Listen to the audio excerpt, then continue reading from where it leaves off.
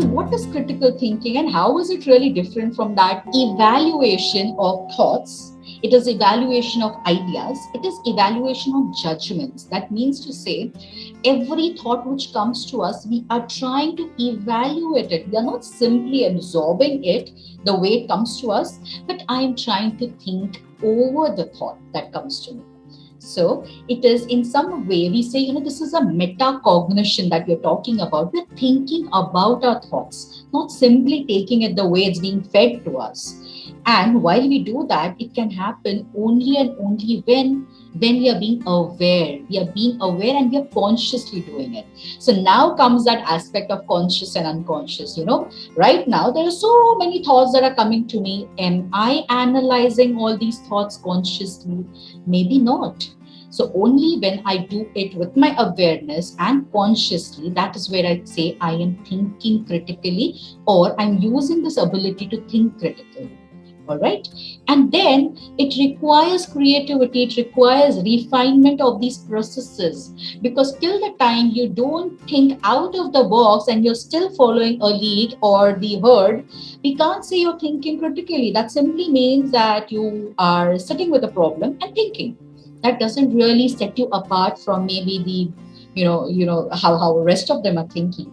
You have to be critical, but at the same time you have to be creative, and you need to keep refining this process. And by refining, we also mean to say we are doing it's more like work on the self.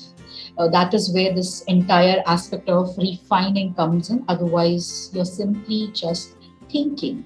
Okay, so let's talk about what these skills look like. I'm sure, even I was watching that video which Sanya was showing us. And yes, the video did talk about these aspects, right? And I'm sure most of you might have already practiced this.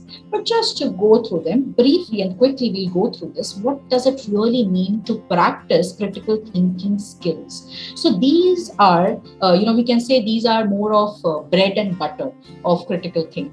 What are these like? One, there will be a problem, okay, because we are talking about solution. So when we talk about a solution, definitely it has to begin with a problem. So there will be a problem at hand.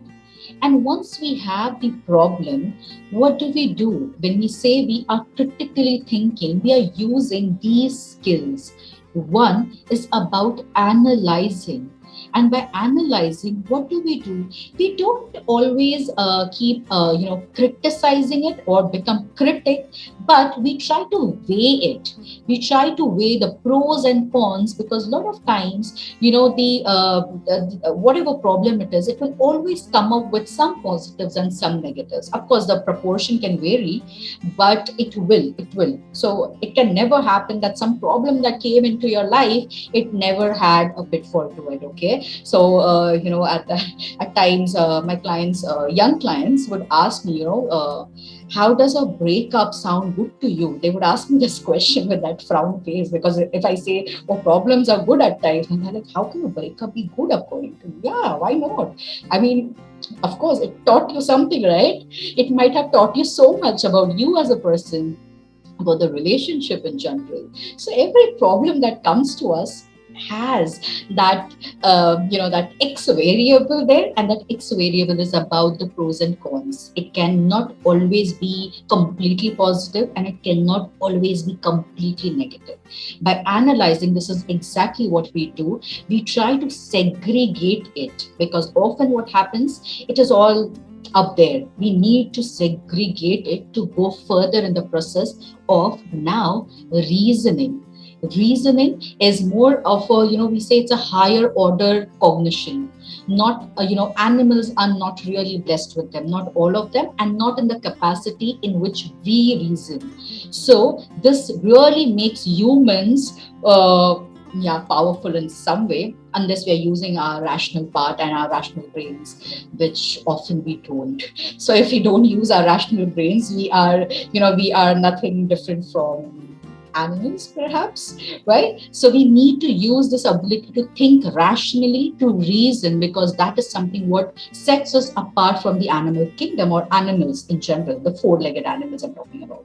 So once the reasoning is done, we then move on to the evaluating part. And what is the evaluation part? Now, evaluating, or let's say the evaluation, will be about now. Let's say you have already segregated, you have reasoned well. Now you try to understand how to go ahead in the process. So now you're going to evaluate maybe about the outcomes that you're getting. How are we really going to use it further? That is where we use the evaluation skills. And of course, from there on, we move ahead to somewhere close to solving the problem. And by that, we mean we are coming up with alternatives. And those alternatives is where we decide on like we take a decision or we make a decision, as in where are we heading with this? What are we really going to do with this? Why is critical thinking vital? I think I've almost covered all of this. Okay, there's nothing different from what we have already spoken about and shared, and with all those beautiful questions that you guys were asking me, I think there is much more that I have given out beside what we have here on the slide, right? So quickly, I would rather want to go to the part where we talk about how should we refine these skills, because that is something what I think is important as sitting here in this capacity and talking to you all. I think that will be of more important than talking about this. Okay, but we can just run through what we have here on the screen. Once you read a problem, decide on how to attack it. So we are trying to say, evaluate it, rationalize it, all of that we're talking about here. Bring your knowledge to bear on the problem. So the existing knowledge that we have had, so in the past experiences, the learnings, the sharings, even what your academics has taught you, all of that will come here. And then approach the problem systematically. So always break it down. It's the best way of doing it, dissecting the problem that you have and then taking it ahead slowly, gradually, step by step, right? And throughout the process, if you're going to have that confidence, that confident attitude. Now, again, by this we mean to say work on your belief system. If you strongly feel that I am no good, or I feel that, I don't think so, I'll be able to do this, then you will first have to work on your belief system, because probably you could be having amazing business model in your mind, but just because of that debilitating thoughts and that belief system that you hold on to, it can pull that model down. And maybe someone comes up with a similar model and gets praised and is doing really well in their life, and then you're like, what, I had a better plan than this. What just happened? What was just keeping your plan aside, or not giving it the power that it required? It was just and just the way we were thinking, or the belief system that we were holding on to.